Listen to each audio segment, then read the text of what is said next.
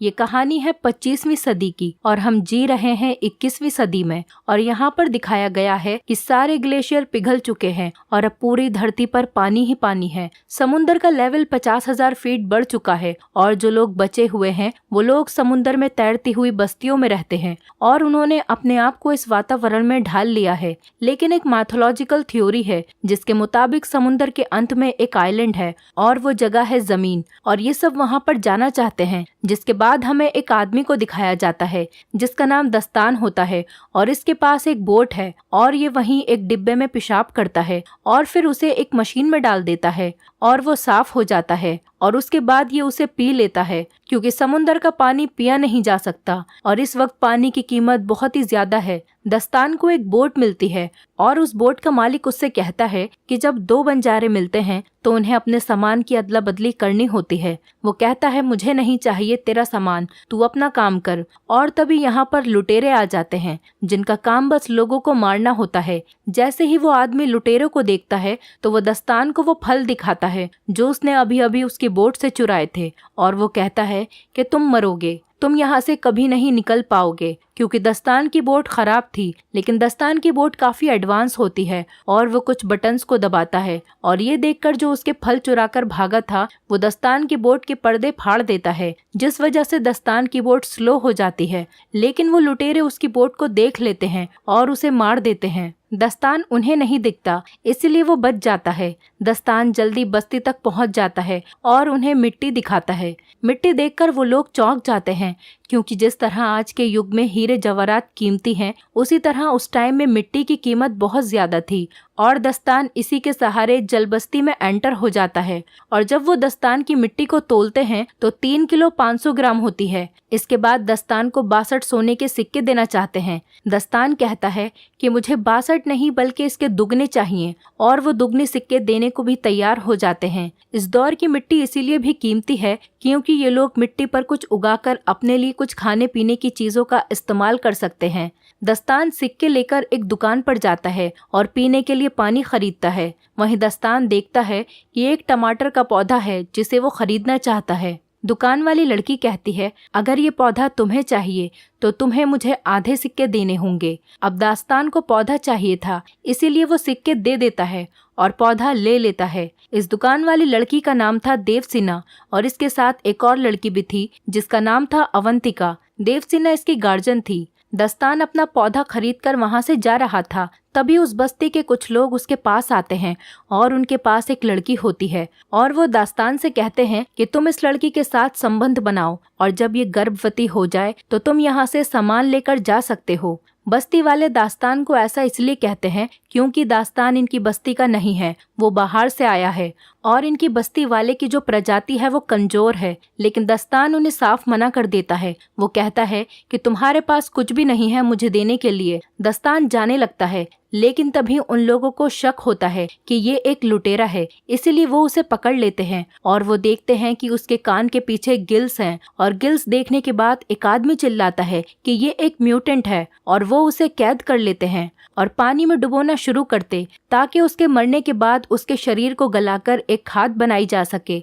लेकिन उससे पहले कि दास्तान पानी में डूबे, लुटेरे उस बस्ती में हमला कर देते हैं। दास्तान डूबने लगता है, तभी उसकी मदद के लिए वहां देवसेना आती है। वो कहती है कि मैं तुम्हें बचा सकती हूँ, लेकिन बदले में तुम्हें हमें अपने साथ ले जाना होगा। दास्तान मान जाता है और ये तीनों यहाँ से फरार हो जाते हैं और लुटेरे बस्ती को तबाह करके उस पर कब्जा कर लेते हैं। लुटेरों का सरदार कहता है कि मुझे टैटू वाली लड़की चाहिए। दरअसल ये अवंतिका के बारे में बात कर रहे होते हैं। अवंतिका के पीठ पर एक टैटू होता है जो कि इनका मानना है कि वो ड्राई लैंड तक पहुंचने का रास्ता है। यहाँ पर 3 तरह के समुदाय रहते हैं। एक लुटेरे जिनका काम बस मरना और मारना है, दूसरे आम इंसान जो बस्ती में रहकर गुजारा करते हैं और तीसरे म्यूटेंट जिनके कान के पीछे गिल्स होते हैं।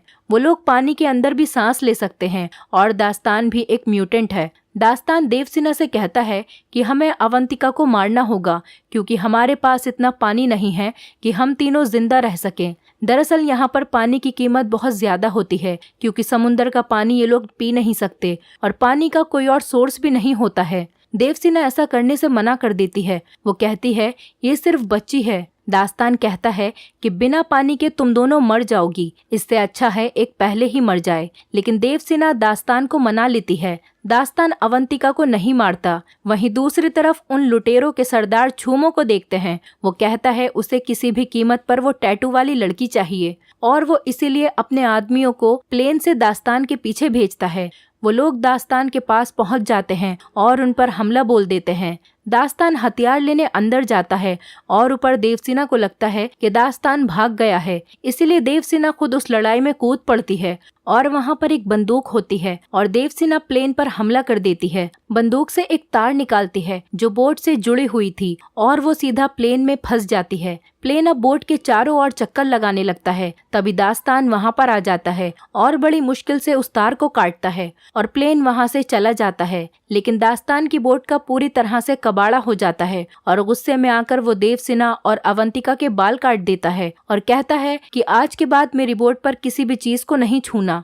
इसके बाद वो अपना सफर जारी करते हैं, जहाँ पर इन्हें एक बोट दिखाई देती है। उस पर एक आदमी होता है। देवसेना कहती है कि हमें उससे बात करनी चाहिए, क्या पता उसके पास कुछ खाने के लिए हो। हालांकि दास्तान ऐसा नहीं करना चाहता, लेकिन वो देवसेना के कहने पर उससे बात करता है। उसके पास एक बेशकीमती चीज होती है और वो होता है कागज, क्योंकि पूरी दुनिया जलाशय है और कागज बनाना नामुमकिन है। और वो आदमी दास्तान से कहता है कि मैं तुम्हें कागज दूंगा, मगर बदले में तुम्हें मुझे देवसेना सौंपनी पड़ेगी। दास्तान मान जाता है और कहता है कि आधे घंटे के लिए देवसेना तुम्हारी हुई। वो आदमी देवसेना को तहखाने में लेकर जाता है और उसकी इज्जत लूटने की कोशिश करता है, लेकिन दास्तान आ जाता है और कहता है कि हमारी डील कैंसिल हुई। वो आदमी चाकू निकाल लेता है और दास्तान पर हमला करने की कोशिश करता है, लेकिन उसकी ये कोशिश नाकाम रहती है क्योंकि दास्तान उसे मार देता है। अब दास्तान जानता है ये दोनों भूखी हैं, इसीलिए वो समुंदर में जाकर एक बहुत बड़ी मछली को मारता है और अब ये पेट भरकर खाना खाते हैं। धीरे धीरे साथ रहने की वजह से दास्तान की देवसेना से दोस्ती हो जाती है और अब वो अवंतिका को तैरना भी सिखाता है। जहाँ तो वो इनके साथ रहना पसंद नहीं कर रहा था, लेकिन अब वो इनका हिस्सा बन चुका है। एक दिन दास्तान देखता है कि वो लुटेरे इनको ढूंढ रहे हैं क्योंकि इन्हें अवंतिका चाहिए। अवंतिका की पीठ पर जो ड्राई लैंड का नक्शा है वो उनको चाहिए था। दास्तान अपनी सुइल बुल से यहाँ से निकल जाता है, लेकिन उसे शक हो जाता है कि लुटेरे मेरा पीछा क्यों कर रहे हैं, मेरी तो उनके साथ कोई दुश्मनी भी नहीं है। देवसेना बताती है कि अवंतिका की पीठ पर जो ड्राई लैंड का नक्शा है वो लुटेरों को चाहिए। दास्तान कहता है ये बेवकूफी है, ऐसी कोई जगह नहीं है। इस पर देवसेना कहती है कि ऐसी जगह है। जब अवंतिका हमें मिली थी तब उसकी टोकरी में भी मिट्टी थी और वो मिट्टी तुम्हारी मिट्टी से ज्यादा खूबसूरत और बेहतरीन थी। और साथ ही तुम्हारी बोट में जो चीजें हैं, शीशा या फिर गाना बजाने वाला बॉक्स, वो सूखी धरती पर ही मिलते हैं क्योंकि समुद्री दुनिया में ऐसी चीजें नहीं हैं।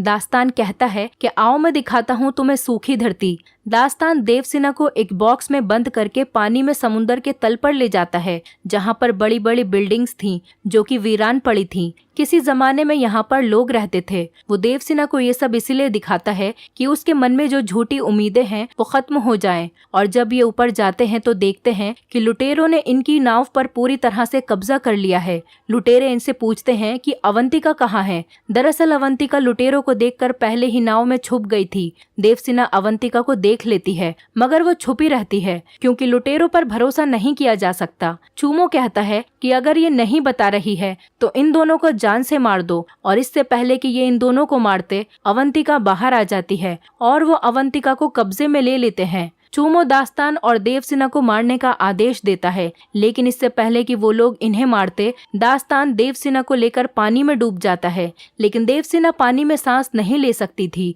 क्योंकि वो दास्तान की तरह म्यूटेंट नहीं है, वो एक साधारण इंसान है। इसीलिए दास्तान देवसेना को अपने मुंह से खुद सांस देता है और ये काफी देर तक पानी में ही रहते हैं। और जब ये ऊपर आते हैं तो ये देखते हैं कि लुटेरों ने दास्तान की नाव को पूरी तरह से तबाह कर दिया है। देवसेना दास्तान की अच्छाई और इंसानियत को देखकर उससे प्यार करने लगती है और ये काफी करीब आ जाते हैं। दास्तान को अपनी नाव पर वो कागज मिलता है जो उसे उस आदमी ने दिया था। कागज पर आइलैंड का चित्र था जिस पर बहुत सारे पेड़ थे और अवंतिका ने भी वैसा ही चित्र बनाया था। दास्तान समझ जाता है कि अवंतिका की पीठ पर जो नक्शा है वो सूखी धरती का ही है, क्योंकि अवंतिका केवल वही चित्र बनाती है जो उसने देखा है। लेकिन इनका यहाँ से निकलना नामुमकिन था क्योंकि इनकी नाव खराब थी। थोड़ी देर बाद यहाँ पर एक आदमी आता है जिसके पास उड़ने वाला बलून था और वो देवसेना की बस्ती का ही था जहाँ वो लुटेरे गए थे, इसीलिए वो वहां से भागकर आ गया था। वो देवसेना से कहता है कि अच्छा हुआ तुमने बोट को जला दिया, नहीं तो मैं तुम्हें कभी नहीं ढूंढ पाता,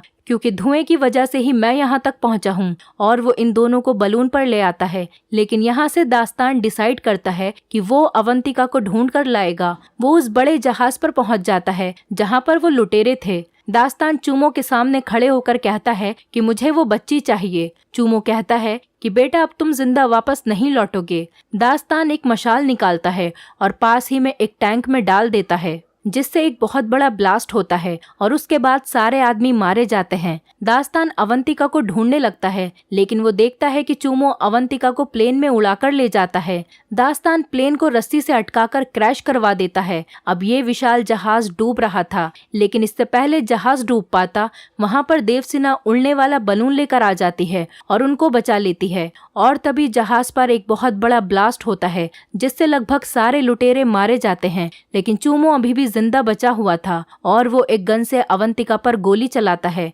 अब अवंतिका को वो गोली नहीं लगती, वो गोली साइड में से निकल जाती है जिसकी वजह से वो पानी में गिर जाती है और लुटेरे उसकी तरफ बढ़ने लगते हैं।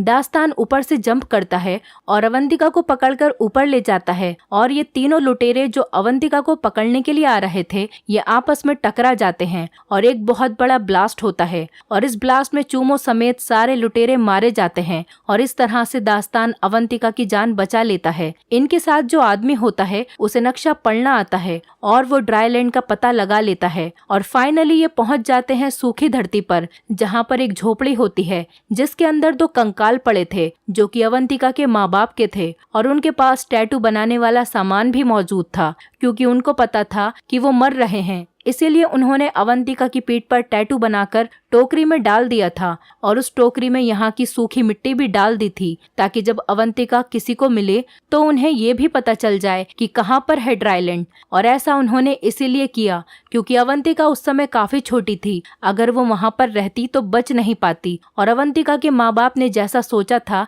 आज फाइनली वैसा ही हुआ। इसके बाद हम देखते हैं कि दास्तान को यहाँ पर बिल्कुल भी अच्छा नहीं लग रहा, क्योंकि वो इंसान नहीं गिल्स है, इसलिए वो समुंदर में वापस जाना चाहता है। हालांकि देवसेना और अवंतिका नहीं चाहती कि वो वापस जाए, लेकिन उसे जाना पड़ता है क्योंकि उसकी असली दुनिया समुंदर है। और इसी मोमेंट पर ये मूवी खत्म हो जाती है। दोस्तों, अगर आप हमारे चैनल पर नए हैं तो चैनल को सब्सक्राइब करें, वीडियो अच्छी लगी हो तो वीडियो को लाइक करें और हाँ, नोटिफिकेशन बेल को जरूर दबाएं ताकि अगली अपडेट सबसे पहले आपको मिले।